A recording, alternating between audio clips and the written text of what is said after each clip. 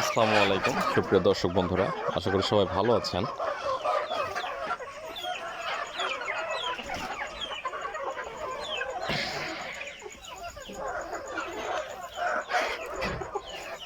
যে আসলে এই খাবারটা হচ্ছে লেয়ার অন, যেটা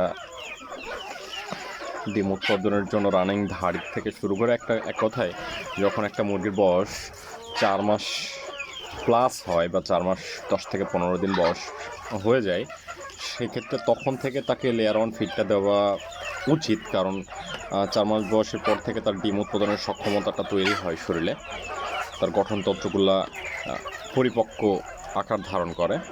আর লেয়ার অন ফিডটা হচ্ছে সব ধরনের মিক্স আছে, তো এখানে মিনারেলস বলেন, ভিটামিন বলেন, সব সমান পরিমাণে থাকে, যার কারণে লেয়ার অন ফিডটা মুরগির খুব একটা প্রিয় খাবার।